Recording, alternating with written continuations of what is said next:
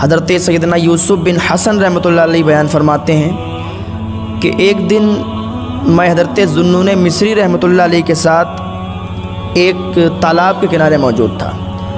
ہم نے دیکھا کہ تالاب کے کنارے ایک بہت بڑا بچھو ہے اور اس بچھو کے پاس ایک مینڈک آتا ہے۔ مینڈک اپنی پیٹھ پر اس بچھو کو بٹھالتا ہے اور تالاب میں تیرتا ہوا دوسرے کنارے پر چلا جاتا ہے۔ حضرت ذوالنون مصری نے جب یہ منظر دیکھا تو آپ نے فرمایا کہ دوسرے کنارے پر کچھ عجیب و غریب واقعہ ہونے والا ہے۔ تو ہم دونوں لوگ دوسرے کنارے پر پہنچے۔ جب دوسرے کنارے پر ہم لوگ پہنچے تو ہم نے دیکھا کہ بچھو وہاں پر مینڈک کی پیٹھ سے اترا اور ایک جانب چل دیا، تو ہم دونوں لوگ بھی اس کے پیچھے چل دیے۔ کچھ دوری پر جب وہ بچھو پہنچا تو ہم نے وہاں پر ایک عجیب و غریب خوفناک منظر دیکھا۔ وہاں پر ایک نوجوان نشے کی حالت میں لیٹا ہوا ہے، بے ہوشی کی حالت میں پڑا ہوا ہے، اور اس کے قریب ایک بہت بڑا اژدہا ہے، اور وہ اژدہا اس نوجوان کو ڈسنے کے لیے اس کے سینے پر سوار ہوا۔ جب وہ اژدہا اس کے سینے پر سوار ہوا تو وہ بچھو دوڑ کے جاتا ہے اور اس اژدہے کے ایک ڈنک مارتا ہے، جس سے وہ اژدہا تڑپ کر وہیں پر مر جاتا ہے۔ جب وہ اژدہا مر جاتا ہے تو وہ بچھو واپس چلا آتا ہے اور مینڈک وہ کنارے پر موجود ہے۔ پھر مینڈک وہی کام کرتا ہے، اس کو اپنی پیٹھ پر بٹھالتا ہے اور دوسرے کنارے پر چھوڑ آتا ہے۔ اب ہم لوگوں نے جب یہ منظر دیکھا تو ہم اس نوجوان کے قریب گئے۔ قریب جانے کے بعد ہم نے اس نوجوان کو اٹھانے کی کوشش کی، اس کو اٹھایا تو اس کی آنکھیں کھل گئیں اور وہ بے ہوشی کے عالم سے، بے ہوشی کی حالت سے باہر آ گیا۔ ہم نے اس سے کہا کہ اے نوجوان، تم جانتے ہو کہ تمہاری جان ایک بچھو نے بچائی ہے اور تمہیں یہ اژدہا دکھ رہا ہے، یہ اژدہا تمہیں ڈسنے والا تھا، لیکن ایک بچھو نے آ کر، اور وہ بچھو اللہ رب العزت کا بھیجا ہوا بچھو تھا، اللہ رب العزت نے تمہاری جان بچائی ہے بچھو کو بھیج کر۔ جب اس نے یہ سنا کہ میری ایک جان بچھو نے بچائی ہے تو وہ بالکل بے ہوشی کی حالت سے باہر آ چکا تھا۔ اور پھر آپ فرماتے ہیں کہ حضرت ذوالنون مصری رحمۃ اللہ علیہ نے ارشاد فرمایا کہ اے غافل اٹھ، رب جلیل اپنے بندے کی ہر اس برائی سے حفاظت کرتا ہے جو اندھیروں میں گھومتی ہے۔ پھر تیری آنکھیں اس مالک حقیقی سے غافل ہو کر کیوں سو گئیں جس کی طرف سے تجھے نعمتوں کے فائدے پہنچتے ہیں۔ نوجوان نے جب آپ رحمۃ اللہ علیہ کی زبان با اثر سے جب یہ جملے سنے تب وہ خواب غفلت سے جاگ گیا، اپنے رب عز و جل کی بارگاہ میں تائب ہو گیا، توبہ کر لی اور کہنے لگا کہ اے میرے پاک پروردگار عالم، جب تو اپنے نافرمان بندوں کے ساتھ اتنا اچھا برتاؤ کرتا ہے تو تو اپنے نیک بندوں کے ساتھ کتنا اچھا برتاؤ کرتا ہو۔ مسلمانوں، ابھی بھی سدھر جاؤ، ابھی بھی تمہارے پاس وقت ہے، ورنہ تمہاری داستان بھی نہ ہوگی داستانوں میں۔ نہیں دیکھتے وہ ایک مدثر بھی حضور کے نام پر قربان ہو گیا، آج وہ حضور کے سامنے پیش ہوگا نا تو یہی کہے گا کہ یہ ناز، یہ انداز ہمارے نہیں ہوتے، جھولی میں اگر ٹکڑے تمہارے نہیں ہوتے اور ملتی نہ اگر بھیک حضور آپ کے در سے، اس ٹھاٹ سے منگتوں کے گزارے نہیں ہوتے۔ بے دام ہی بک جائیے بازار نبی میں، بے دام ہی بک جائیے بازار نبی میں، اس شان کے سودے میں خسارے نہیں ہوتے۔ حقیقت بات ہے، وہ خسارے میں نہیں ہے، وہ گھاٹے میں نہیں ہے۔ اور اس کی ماں کا جو بیان آیا ہے نا، کلیجے ہلا کے رکھ دیے۔ میں تو یہ سمجھ رہا تھا کہ یہ کچھ اور بولیں گی، لیکن ان کی زبان سے جو نکل رہا تھا نا تو میڈیا والوں نے بھی اس کو کیچ کیا۔ وہ کہتی کہ ایک بیٹا یہ میرا شہید ہوا، لیکن اگر 1000 بیٹے بھی ہوتے نا حضور کے نام پہ قربان ہیں۔ ایسی بھی مائیں آج بھی زندہ ہیں۔ اللہ تعالی ہمیں حضور صلی اللہ تعالیٰ علیہ وسلم کی محبت ہمارے دلوں میں ڈال دے، ورنہ آج جو ہمارا نوجوان خسارے میں ہے اس کی مین وجہ یہ ہے کہ انہوں نے فلمی ایکٹروں کو فالو کرنا شروع کیا ہے۔ مسلمانوں، ابھی بھی وقت ہے، سدھر جاؤ، ابھی بھی تمہارے پاس ٹائم ہے، حضور صلی اللہ تعالیٰ علیہ وسلم کے بتائے ہوئے راستے پر چلو، تو یہ دنیا تمہارے لیے کچھ نہیں ہے۔ دنیا تو ایک دھوکہ ہے، دنیا کی ساری محبتیں یہیں چھوٹ جائیں گی، اور یہ قبر پکار پکار کر کہتی ہے نا، چیخ چیخ کے کہہ رہی کہ تم نے مجھے بھلا دیا لیکن میں نے تمہیں نہیں بھلایا۔ تم بھول گئے ہوگے کہ تمہیں قبر میں آنا ہے، لیکن میں یاد کر رہی ہوں، میں نے یاد کر رکھا ہے کہ ہاں تمہیں ایک دن ہمارے اندر ہی آنا ہے۔ تو مسلمانوں سدھرو، اور تمہارے بال فلمی ایکٹروں کو دیکھتے ہو کہ جیسے وہ بال کٹوا رہے ہیں ویسے تم بھی کٹوا رہے ہو، جیسے وہ کپڑے پہن رہے ہیں ویسے تم بھی پہن رہے ہو، سور کی طرح جو کھڑے ہوتے ہیں نا اوپر کو بال، آج کل کا نوجوان وہ بال کٹوا رہا ہے۔ کئی نوجوانوں کو میں نے دیکھا، ان سے کہا تو ان کو وہ بات بری لگ گئی، لگنے دو، لیکن حقیقت یہی ہے کہ تم جو بال کھڑے کھڑے کٹواتے ہو نا سور کی طرح لگتے ہیں۔ لیکن آج تم نے فلمی ایکٹروں کو فالو کرنا شروع کر دیا ہے، آج بھی تمہارے پاس وقت ہے، آج بھی مدینے والے آقا کو فالو کرو، تم یہاں بھی کامیاب رہو گے اور وہاں بھی کامیاب رہو گے۔ اگر وہ پھٹی ہوئی پینٹ پہنے تو تم بھی پھٹی ہوئی پینٹ پہنو گے۔ ہاں یہ بات حقیقت ہے، تم کو بری لگے گی یہ بات، لیکن حقیقت یہی ہے۔ وہ تو میرے حضور صلی اللہ علیہ وسلم میں جو پیمد لگا کے کپڑے پہنا کرتے تھے۔ ہاں اور سنو، حضور غوث پاک رضی اللہ تعالیٰ عنہ کا بھی واقعہ ہے۔ حضور غوث پاک رضی اللہ تعالیٰ عنہ، ان کے پاس ایک آ گیا انسان، کہنے لگا حضور میرا جو لباس ہے بہت قیمتی ہے، میرے لباس کو بادشاہ نے بھی نہیں خرید پایا، بادشاہ بھی نہیں خرید سکتا، اس کو اتنا قیمتی ہے اور اتنا مہنگا ہے، اور میں بہت پریشان ہوں کہ میرا یہ لباس بکے گا تو ہم بیوی بچوں کے لیے کھانا لے جائیں گے اور اپنے اور جو بھی اخراجات ہیں وہ پورے کریں گے۔ تو حضور غوث پاک ارشاد فرماتے ہیں کوئی بات نہیں، بادشاہ نے نہیں خریدا تو کیا ہوا، ہم تیرا لباس خریدیں گے۔ حضور غوث پاک رضی اللہ تعالیٰ عنہ نے اس کا لباس خرید لیا، ٹیلر کو دے دیا سلنے کے لیے، اپنا جبہ بنوانے کے لیے۔ حضور غوث پاک رضی اللہ تعالیٰ عنہ کا جبہ سلنے لگا، ٹیلر آیا، کہنے لگا حضور غضب ہو گیا۔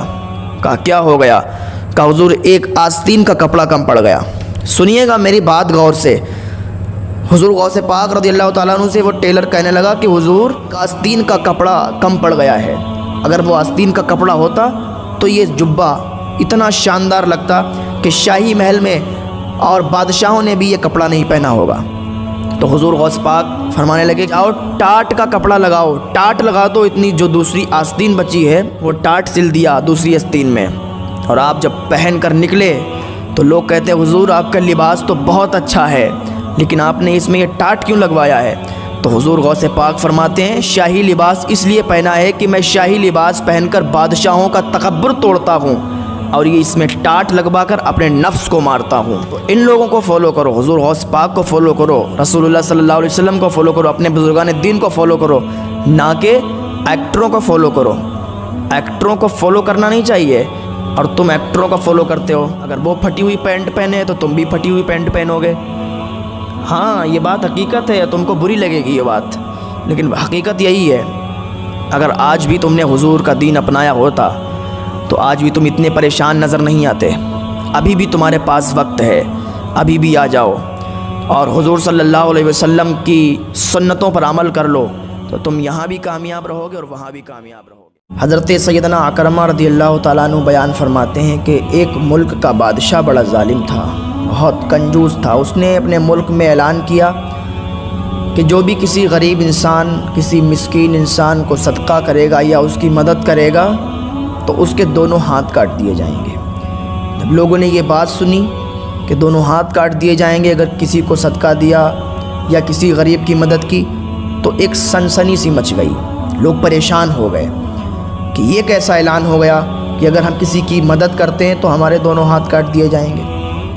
جب یہ اعلان ہوا تو اس کے بعد کچھ دنوں کے بعد ایک فقیر، ایک بزرگ ایک عورت کے دروازے پر گئے، بہت بھوکے تھے۔ انہوں نے ایک عورت سے کہا کہ مجھے کھانا دے دیا جائے، میں بہت بھوکا ہوں، بہت شدت کے ساتھ مجھے بھوک لگی ہے۔ تو اس عورت نے کہا بابا شاید آپ کو معلوم نہیں ہے کہ اگر میں آپ کو کھانا دے دوں گی، میں تو چاہتی ہوں کہ میں آپ کو کھانا دے دوں، لیکن اگر میں کھانا دے دوں گی نا تو بادشاہ میرا دونوں ہاتھ کٹوا دے گا۔ یہ بادشاہ کا تو اعلان ہے، حکم ہے کہ اگر کسی غریب کی مدد کی، کسی مسکین کی مدد کی تو دونوں ہاتھ کاٹ دیے جائیں گے۔ اس فقیر نے کہا اللہ رب العزت کی رضا کے لیے اگر آج تم ہمیں کھانا دو گی، آج اگر ہماری بھوک مٹاؤ گی تو کل قیامت میں یہ نیکیاں تمہاری ساتھ ہوں گی اور یہ نیکیاں تمہارے کام آئیں گی۔ عورت نے بادشاہ کا حکم ایک طرف رکھا اور اس بوڑھے، اس بابا کی بات سنی اور اللہ رب العزت کی رضا کے لیے 2 روٹیاں دے دیں، فقیر کو 2 روٹیاں دے دیں۔ فقیر دعا دیتا ہوا وہاں سے چلا گیا۔ جب بادشاہ تک یہ بات پہنچی کہ ایک عورت نے میرے حکم کی خلاف ورزی کی، کسی فقیر کی مدد کی، کسی کو روٹیاں دیں، تو بادشاہ نے اپنے سپاہیوں کو پہنچایا اور کہا کہ جاؤ اس کے دونوں ہاتھ کاٹ دو جا کر۔ سپاہی آئے، سپاہیوں نے دونوں ہاتھ کاٹ دیے عورت کے اور چلے گئے۔ پھر ایک زمانہ گزر گیا، ایک عرصہ گزر گیا۔ بادشاہ نے ایک بار اپنی ماں سے کہا کہ ماں میں شادی کرنا چاہتا ہوں۔ اس کی ماں نے کہا ٹھیک ہے، تو اچھی بات ہے، شادی کر لو۔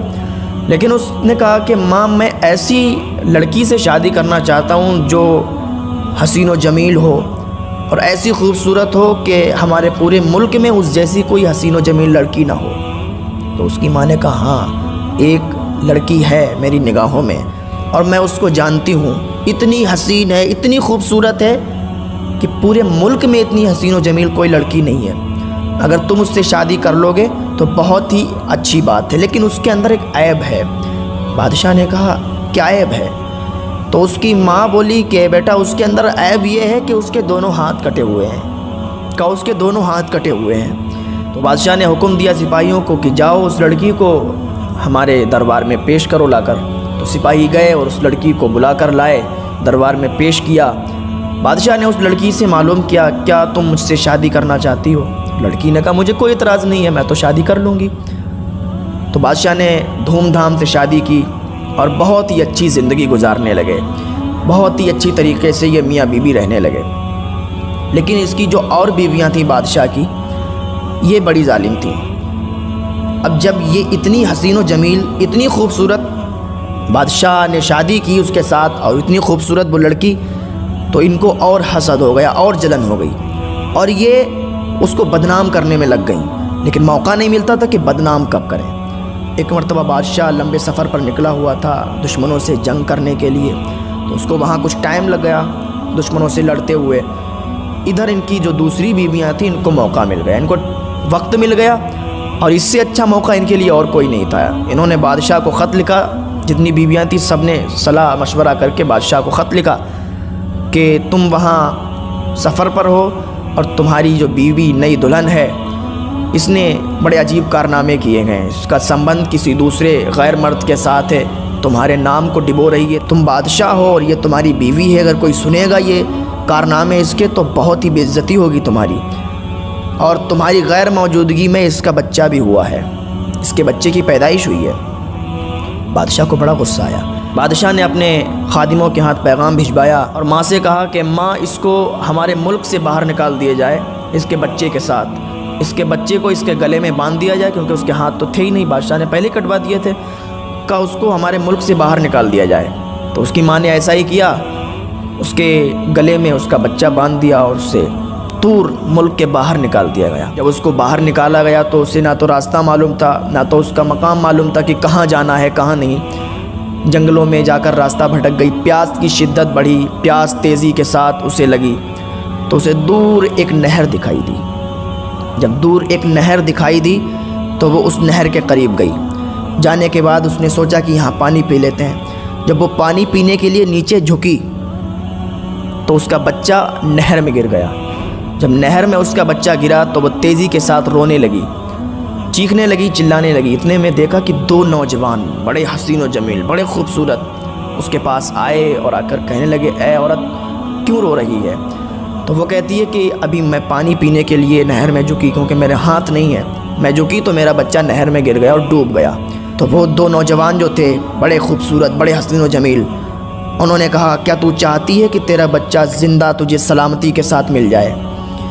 تو عورت نے کہا اس سے بڑھیا کیا بات ہوگی، اللہ تعالیٰ ہمیں میرا بچہ لوٹا دے۔ تو ان دو نوجوانوں نے اللہ کی بارگاہ میں دعا کی اور اس کے بچے کو پانی سے باہر نکالا اور سلامتی کے ساتھ اس کو واپس کر دیا۔ وہ بہت خوش ہو گئی، اللہ تعالیٰ کا شکر ادا کیا، لیکن وہ اللہ تعالیٰ کی رحمت سے نا امید نہیں تھی۔ آج ہم لوگ اللہ تعالیٰ کی رحمت سے نا امید ہو جاتے ہیں۔ اگر ہم پر تھوڑی سی بھی مصیبت آ جاتی ہے، پریشانی آ جاتی ہے، تو ہم کہتے ہیں کہ اللہ تعالیٰ نے ہم پر ساری مصیبتیں ہم ہی پر ڈالنی تھیں، ساری مصیبتیں ہم ہی پر ڈال دیں، حالانکہ ایسا نہیں ہونا چاہیے۔ پھر ان دو نوجوانوں نے کہا کہ اے خاتون کیا تو چاہتی ہے کہ تیرے دونوں ہاتھ واپس آ جائیں؟ تو اس عورت نے کہا اس سے بڑھیا کیا بات ہے، میرے دونوں ہاتھ واپس آ جائیں گے تو ہمیں بہت خوشی ہوگی۔ ان دو نوجوانوں نے اللہ کی بارگاہ میں دعا کی تو اس عورت کے دونوں ہاتھ واپس آ گئے، تو اس نے اللہ تعالیٰ کا شکر ادا کیا۔ پھر ان نوجوانوں نے کہا کیا تو ہمیں جانتی ہے کہ ہم لوگ کون ہیں؟ تو اس عورت نے کہا ہم نے آپ کو کبھی دیکھا نہیں، ہم تو آپ کو نہیں جانتے کہ آپ کون ہیں۔ تو وہ دو نوجوان بولے کہ ہم تیری وہی دو روٹیاں ہیں جو تو نے اس اللہ کے فقیر کو اس کی بھوک مٹانے کے لیے دی تھیں، تو آج ہم تیری مدد کے لیے آئے ہیں، اللہ تعالیٰ نے ہم کو بھیجا ہے۔ تو میرے پیارو، اللہ تعالیٰ پر بھروسہ تو رکھو، اللہ تعالیٰ کو سچے دل سے مانو تو اللہ تعالیٰ تمہاری مدد ضرور فرمائے گا۔ لیکن آج اگر ہمارے دروازے پر کوئی فقیر آتا ہے تو ہم لوگ اسے دھتکار کر باہر نکال دیتے ہیں، حالانکہ ایسا نہیں ہونا چاہیے۔ اگر واقعی آپ کے پاس نہیں ہے کچھ اس کو دینے کے لیے تو اس کو عزت کے ساتھ، محبت کے ساتھ کہہ دو کہ بھائی ہمارے پاس کچھ نہیں ہے، آپ آگے بڑھ کر دیکھیں، اللہ تعالیٰ آپ کو اور نوازے گا۔ تو وہ آپ کے لیے دعا کر کے جائے گا کہ واقعی یہ بہت اچھا انسان ہے، اللہ تعالیٰ اس کو اور نوازے، تو اللہ تعالیٰ آپ کے خالی دامنوں کو بھر دے گا۔ لیکن ہمارا تو مزاج یہ ہے کہ ہم اس کو دیکھتے ہی ڈانٹ کر بھگا دیتے ہیں کہ چل ہٹ آگے بڑھ کے دیکھ، ہمارے پاس کچھ نہیں، حالانکہ سب موجود ہوتا ہے ہمارے پاس۔ تو ایسا نہ کیا کریں۔ اگر آپ کے دروازے پر کوئی بھی فقیر، کوئی بھی مسکین آئے تو تھوڑی سی مدد کریں، مدد کر دیا کریں، کچھ بھی دے دیا کریں اس کو۔ زیادہ نہیں دے سکتے، تھوڑا بہت دے دیا کریں، وہ خوشی خوشی چلا جائے گا اور آپ کو دعائیں بھی دے کے جائے گا۔ اللہ تعالیٰ ہمیں نیک عمل کرنے کی توفیق عطا فرمائے۔